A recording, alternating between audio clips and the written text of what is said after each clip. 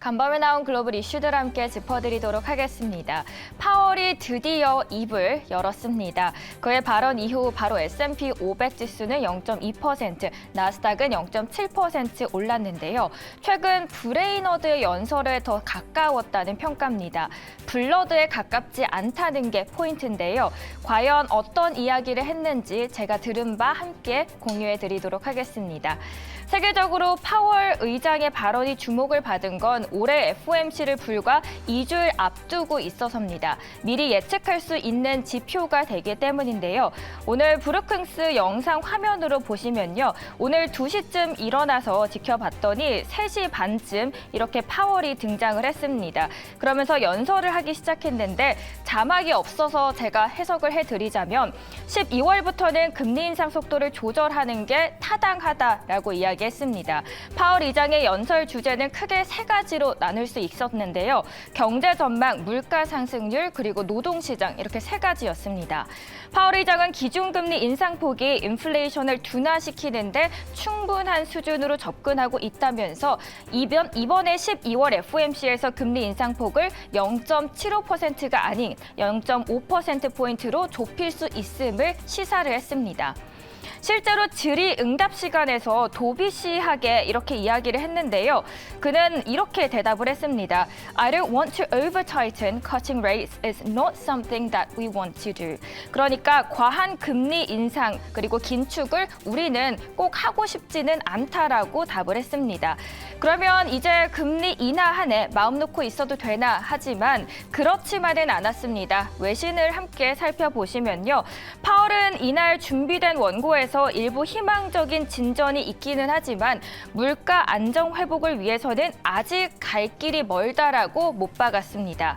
파월은 인플레이션이 연준 목표치인 2% 수준을 좁히려면 노동시장 과열이 진정돼야 할 것이다라고 밝히면서 아직 금리 인하를 거론할 시기에는 아니다라고 시사하네요.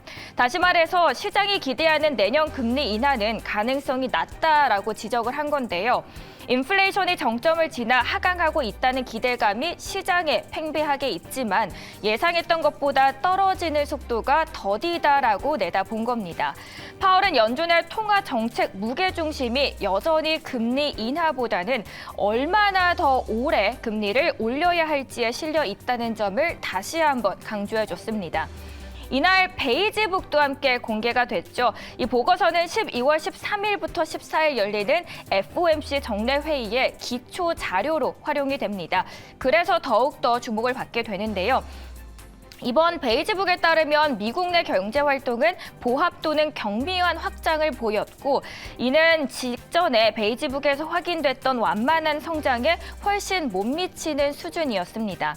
5개 지역은 약간 또는 완만한 성장을 기록했지만 나머지의 7개 지역은 변화가 없거나 오히려 소폭 하락한 걸 확인할 수 있었는데요.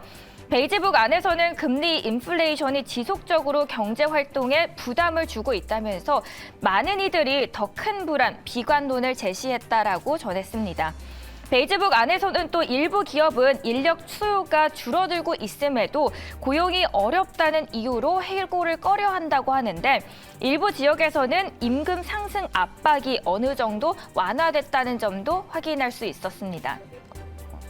이날 오전에 발표된 경기의 지표는 조금씩 엇갈린 모습을 확인할 수 있었습니다. ADP 민간 고용 보고서를 보시면요. 11월 고용이 전달 대비해서 무려 12만 7천 명 늘어난 데 그쳤습니다. 사실 월가의 예상치 평균치는 20만 명이었는데 크게 밑돌면서 페드의 긴축 정책이 효과를 내고 있다는 것을 확인시켜줬습니다. 반면 3분기 국내 GDP 증가율은 전분기 대비해서 연율 기준으로는 2.9%를 기록한 것으로 집계가 됐습니다. 한 달 전에 공개했던 예비치였던 2.6%를 웃돈 겁니다. 이 수출과 소비에 힘입어서 성장률이 제 궤도를 찾고 있다는 의미로도 해석할 수 있겠습니다. 이날 CNBC에서는 CME 그룹 자료를 인용하는데요. 현재 시장은 이미 4차례 0.75%포인트 금리 인상을 단행한 연준이 1980년 초반 이후에 가장 공격적인 금리 인상에 나섰던 연준이 이제는 속도 조절에 나설 것이라는 시장이 전반적인 시각이다라고 정리를 했습니다. 이렇게 오늘은 베이지북 그리고 연준 파월 의장에 대해서 말씀을 드렸고요. 두 번째 이슈로 함께 넘어가 보도록 하겠습니다. 중국의 신문이 평소와는 다르게 이렇게 흑백으로 뒤덮여 있습니다. 어떤 이유였을지 함께 하나씩 알아보도록 하죠. 장점인 전 국가주석의 사망으로 중국 전역이 추모 분위기에 휩싸였습니다. 신화통신, CCTV, 인민일보 등 주요 관영 언론들은 장 전 수석 사망 소식을 신속하게 터뜨리면서 일제히 홈 화면을 흑백으로 바꿨습니다. 그리고 이렇게 첫 번째 바이두 포털 사이트 보시면 1위 검색어가 장 전 주석 사망 소식이 1위에 아직까지도 올라와 있습니다. SNS 웨이보에서도 단 5분 만에 14억 명 이상이 관련 소식을 접했는데요.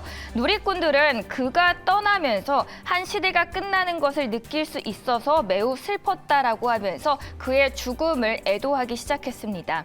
CCTV가 웨이보에 올린 부고 기사에서는 순식간에 75만여 개의 추모 댓글이 달렸습니다.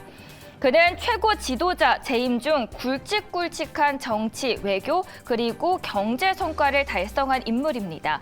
장 전 주석은 상하이 출신 인사들을 요직에 대거 기용하면서 중국의 3대 권력 계파로 꼽히는 상하이방의 3파 역할을 했었고요.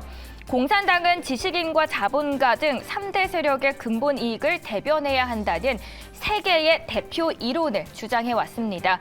전통 사회주의 국가에서 배척받은 자본가 계급을 끌어안게 된 거죠.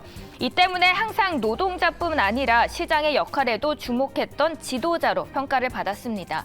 능력적인 면으로는 집권기간 연평균 경제성장률 9.3%에 달했고 중국이 미국과 견줄 수 있는 제2대 강국으로 도약할 정도로 큰 기여를 했습니다.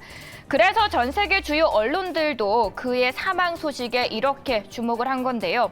로이터 통신은 트위터에 한 시대의 종말, end of an era라고 이야기를 하면서 타이틀 소식을 전했습니다. 그리고 CNN에서도 장 주석에 대해서 pave the way for China rise라고 하는데 중국의 부흥을 위해서 그가 길을 닦았다고 표현했고 미국과의 관계를 개선해서 중국의 외교적인 고립에서 탈출시켰다라고 평가했습니다. 영국에서도 장 전 주석의 시주석과 비교를 했는데요. 색채와 풍부하며 비교적 자유주의였던 지도자로 기억된다라고 하면서 아무래도 지금 시위에 대해서 강압적인 태도를 보이고 있는 시주석을 의식한 외신으로 보였습니다. 그리고 마지막으로 CNBC에서도 장 전 주석이 테니안젠 민주화 시위 이후 서방에서 외면당했던 중국을 국제사회에 성공적으로 통합시킨 것을 인정받았다라고 이야기를 합니다. 이렇게 그의 죽음에 대해서 애도하고 어떻게 세계적으로도 평가를 받는지에 대해서도 함께 정리를 해봤습니다. 이어서는 장 마감 상황 함께 해주시죠.